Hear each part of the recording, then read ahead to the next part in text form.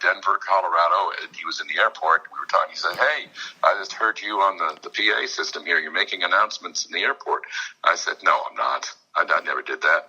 So he held his phone up to the next, and I listened to it, and I went, "Oh my goodness, yeah, that is me." I'd forgotten I did that, because we record so many things over so many years. Sometimes you just totally forget that you even did it. Yeah, time does pass by, and you tend to forget what. Yeah. Hey, some of the stuff I've done, I just as soon forget it. Yeah, I've forgotten some actors who I've interviewed, and someone asked me, "Did you interview this guy?" And I say no, and they say, "I think you have," and I say, "I don't know," and turns out I have. And yeah. Well, that's not a very memorable person, is it? If you interviewed them and you don't remember them, that's pretty bad. It's been 5 years, so. Oh, well, okay. You're getting old now. You can't remember things. That's what it is. Well, I enjoy talking to all the actors. I guess I must have had a bad recollection of I couldn't remember, but... You're all right. That's good. How long have you been a voice actor? You said since... Well, I was in radio for the first 15 years or so of my career, and so it's been since the mid-'80s that I've been doing voiceovers, pretty much exclusively voiceover and acting, yeah. So what's the math there? It's 35 years, I don't know, almost 40 years maybe. Yeah. How did you get started in radio? You said you went to radio broadcasting, school. Yeah, I did go broadcasting school, and that gives you a kind of your foot in the door. At least you know how to apply to get a job, and that's all I really wanted was some way to get into the radio station. Of course, it was different then. The way dealing with radio stations now, I imagine it's totally different than it was then. But back in those days, you'd send them a reel-to-reel tape recording, and mail it to them, yeah, and wait for them to call you, and that kind of thing. So you don't do that anymore. Now it's all digital, email or. Yeah. Technology has changed, Well, it always is. It just seems to have been changing a lot faster in the last couple of years. It did maybe it always was changing, but it's changing real quick now. Yeah.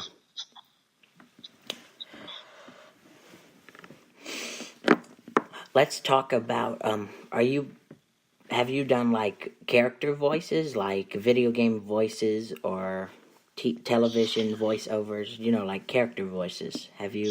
Not too many. Anything I do it would be pretty similar to the voice I already have.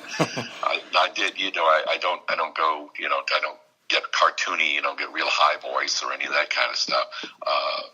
I have done some stuff. I did a Star Wars thing a couple of years ago. Mm-hmm. I did a character in Star Wars, and also a thing in Grand Theft Auto. There was a thing I did in that, but they were fairly small. Yeah. The characters are. That's also another one of those specialties that people get into doing, and. If you're good at that, and that's what's bringing in the money and bringing in the auditions are coming for that. That's a good way to move too. But it's hard to do if you really don't do them well, because there's always going to be somebody who does them better. If you can't really excel at that, it's a tough, as they say, it's a tough nut to crack. Yeah. Yeah, because there's so many, as we said before, there's so many specialities in voice acting, there's characters, and you have to do what you're most best at, Sure, and then there's characters within that. I mean, because some of them are cartoons that are on, just on kids' networks and stuff, and others are video games, and there's a whole different, even within that specialty, there's subsets and things like that. So, yeah. I find voice acting is more fascinating than on-camera acting, because you just rely on your voice, you don't have to, you're not in front of the camera a lot, Yeah. Really. No, it's true, and it's, it's got its advantages. One of them is you can dress any way you want. Yeah. And that sometimes has its big advantages. You don't usually have to travel as far. You can probably many people just stay home and do it. They can do it in their home studios. And you don't have to, you don't even have to comb your hair if you don't want. Yeah. But still, some people, I guess, want to look professional, but even though they don't. Yeah. Yeah, it's true. I try to look somewhat presentable. You feel a bit better about yourself if you try to look. I think you act professional if you look professional, so that helps. Yeah, I try to look professional too. My hair's not all messed up, but. Yeah, well, it comes down to self-respect and all those things. We can get real psychological about this, but it tends to work, I think. Yeah. This is my last question. Oh, okay. I love last questions. What is your advice to people who want to be a voice actor? I think we've covered a little bit of this, but yeah, I wish I could tell anybody that one thing that they can take away. I hate to burst anyone's bubble because the last thing I want to do is tell somebody, oh, don't even bother, it's really hard, and don't even try. And it turns out that was their one love, and that was the thing they really, really wanted to do. So if I guess you have to take long, hard look at the industry and yourself, and see if you're going to fit. Thinking it's just as easy as having a great voice you just can't get there that way. And as sad as it is, it's really more of a business than it is a calling.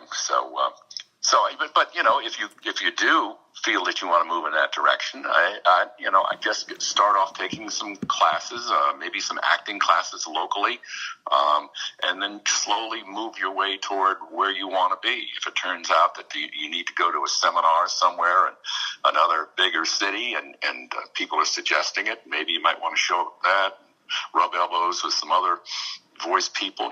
That's probably a good way to go. Making contact with others is certainly a big help, because people will, they tend to be pretty helpful. Even among us that we compete with each other, we'll still, shake each other's hands and have a nice word and tell them about things that are coming up.